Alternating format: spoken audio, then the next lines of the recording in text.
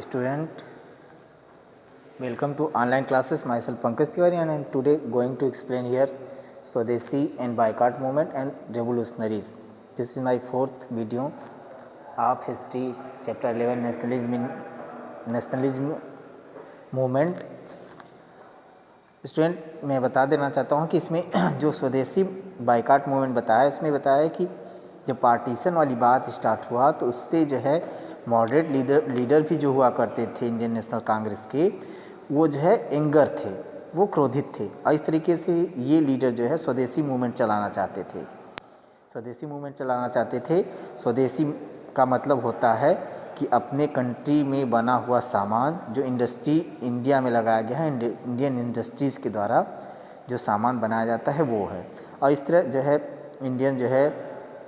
Indian product था उसको जो है यूज़ करने लगे और इस तरह जो ब्रिटिश गुड्स था उसका बाइकाट करने लगे और हीप बना करके फॉरेन गुड्स का जो है होली जलाया जाने लगा, पब्लिक प्लेसेस पर होली जलाया जाने लगा।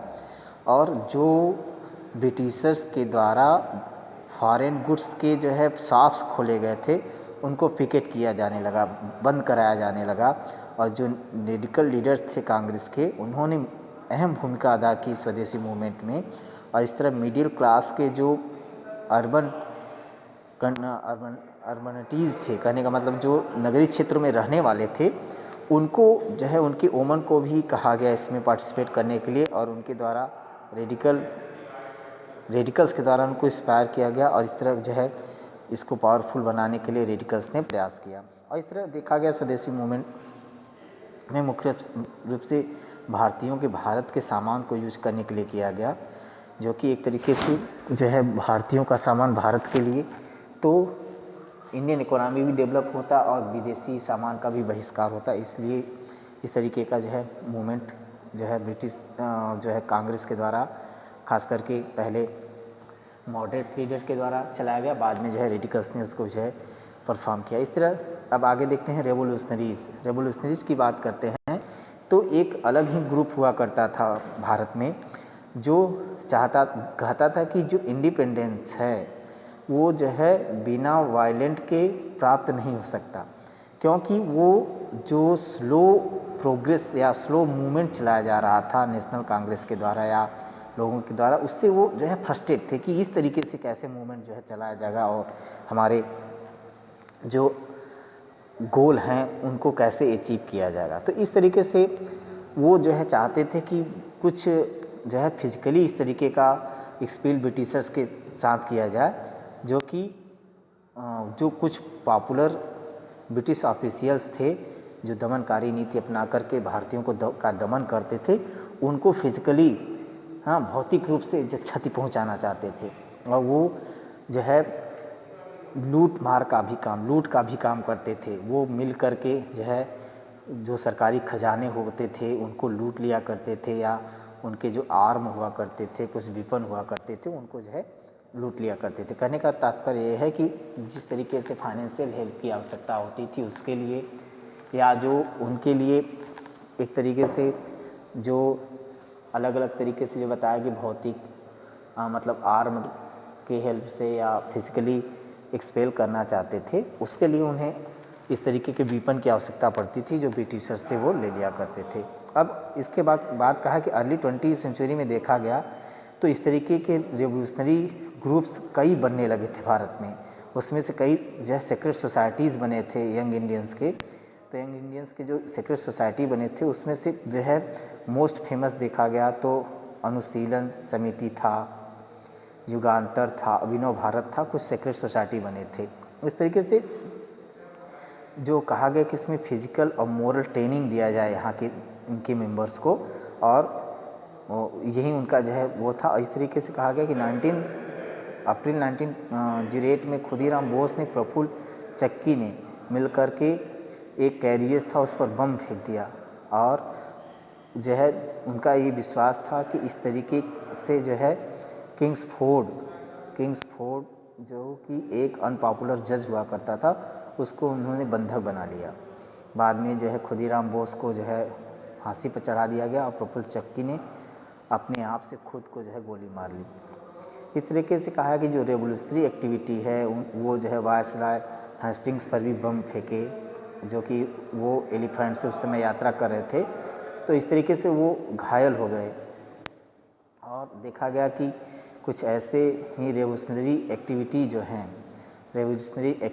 स्प्रेड हो रहा था, तो उसमें उसके जो एक्टिविटीज़ थे कुछ अब्रॉड तरीके से चलाए जा रहे थे।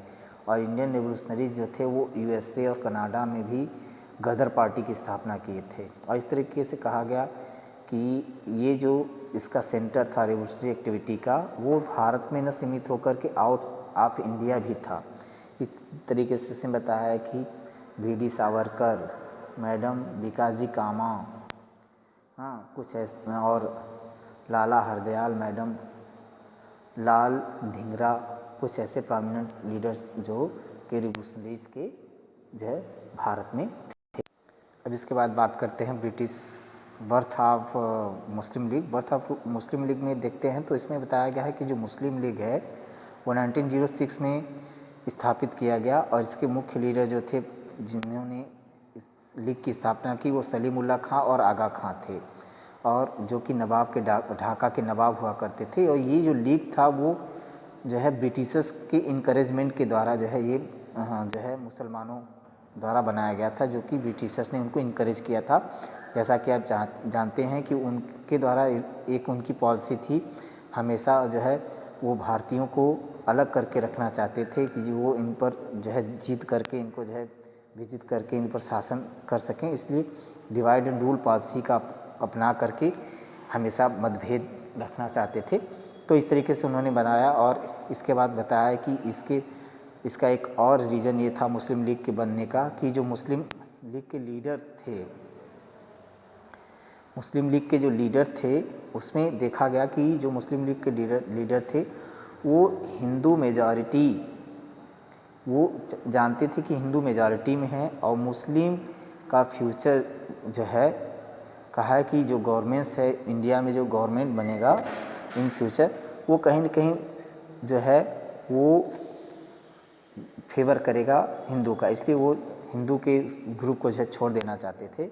इसके अलावा इसमें बात किया है कि जो मुस्लिम लीग के लोग थे वो बंगाल का जो पार्टीशन हुआ था उसको जो फेवर करते थे, और वो चाहते थे कि मुस्लिम्स को जो है जो गवर्नमेंट सर्विसेज हैं मुस्लिम को उसमें रिजर्वेशन दिया जाए।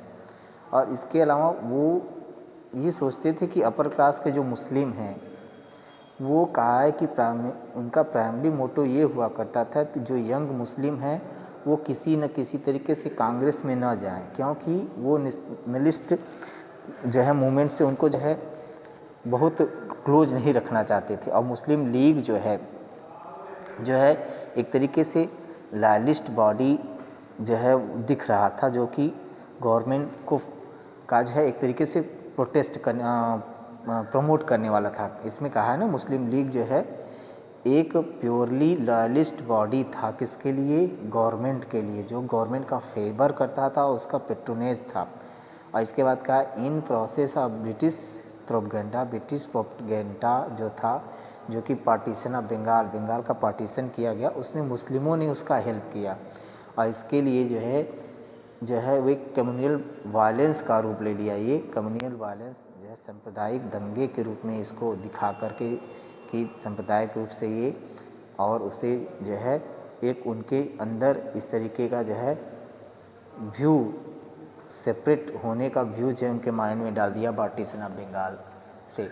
और इस तरीके से हम कह सकते हैं कि ये पार्टीशन ऑफ बंगाल जो मुस्लिमों ने फेवर किया, वही रीज़न था कि आगे चल कर के जो है इंडिया का भी पार्टीशन कर दिया गया भारत और पाकिस्तान के रूप में, जो कि मुस्लिम लीग की देन थी, इस तरीके से कह सकते हैं।